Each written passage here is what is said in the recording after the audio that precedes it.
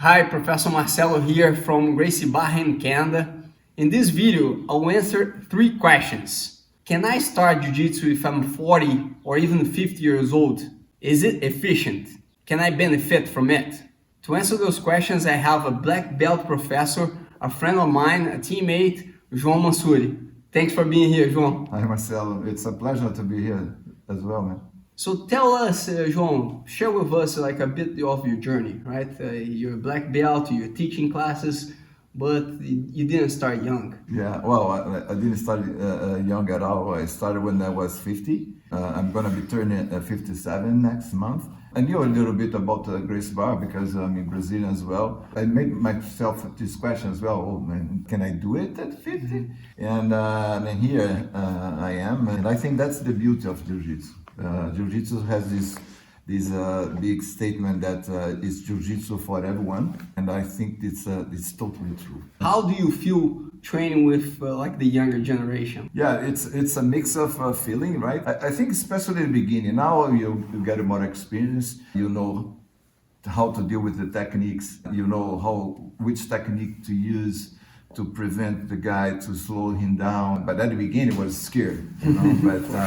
But with time, you realize that with the techniques, you don't need those strengths, you don't need those speed, you know. But why in the beginning? I think it's important to understand why in the beginning it's scary. You don't believe that you can do it.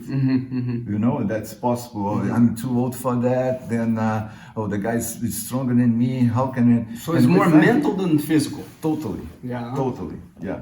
And I think that's what you learn after we start practicing Jiu-Jitsu. You know, that it is possible because it gives you confidence. Because when you're getting older, you start facing your limitation. Then you start thinking that you're not able to do a lot of stuff. Right? But then when you realize that you can still do it in the same level with the other people that are younger than you, that gives a good feeling as well. Oh yeah. You know, because I said, I mean, at the beginning you question yourself, oh man, but by the time you're old, I'm 50 years old, can I do this? And now I'm 57, I'm totally convinced that everybody could try, everybody could do it, you know. I'm started already thinking about retirement, and so I think that's scary a lot of people when you're getting older. What I'm gonna do after retirement? Then I see I can dedicate myself for more time to Jiu-Jitsu. You know, it's I kind of find another journey. Yeah, I think like the first step is the hardest one. Like to start the journey from scratch is the biggest obstacle.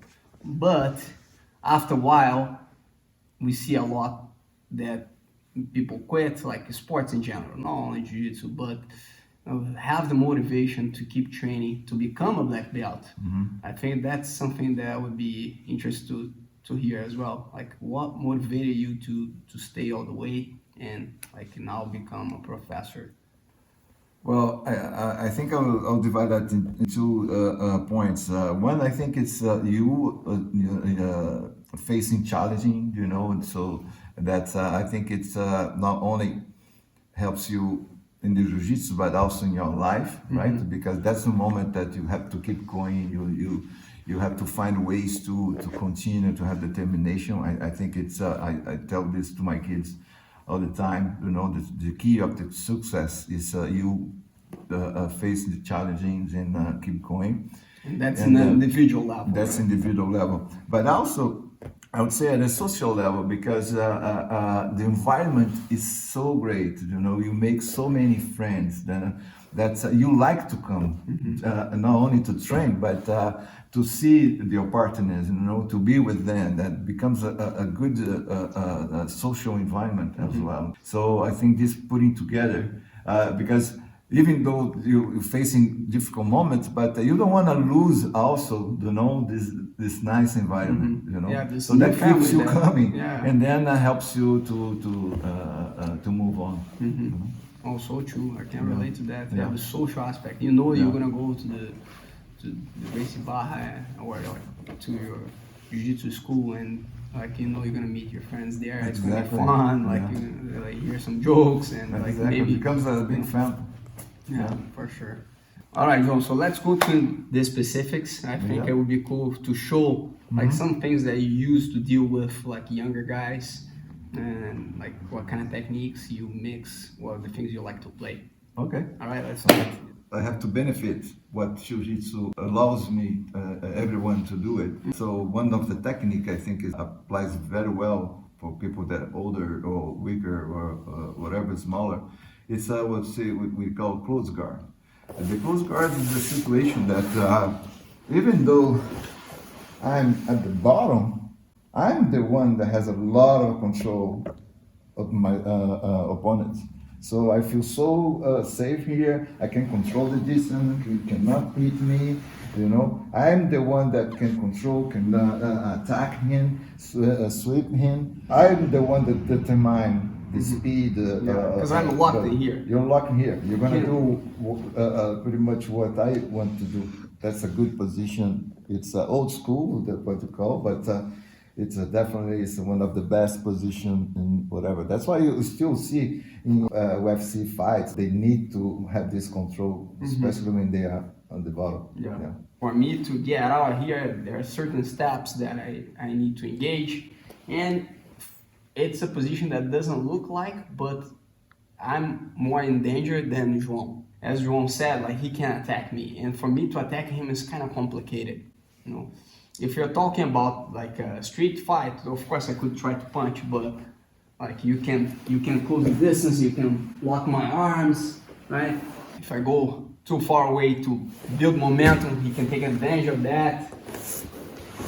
Get up top. Like, okay, if, like close guard, great position, you find it very good. You feel everybody like super fast, get slow here.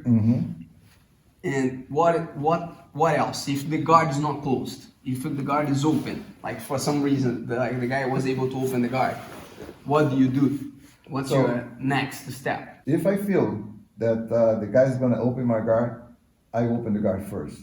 Because if he makes me open the guard, I'm behind him. And the whole thing is to use a frame. So I have my not only the two hands to control, but pretty much the legs and the foot to create a lot of frames. Foot on the hips, you know, foot on the biceps, you know, cross collar, so to control the posture, you know, control one hand, you already feel yourself on this side a little more vulnerable.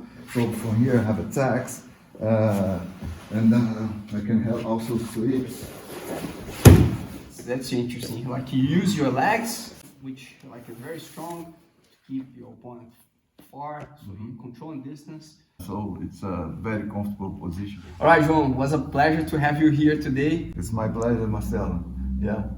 And I hope if you're over 40 or 50, please come to join us. I'm pretty sure you're going to have way more fun than we expected. Yeah, that's right. Yeah. And thanks for watching. Don't forget to subscribe to our channel, and see you in the next video. Us.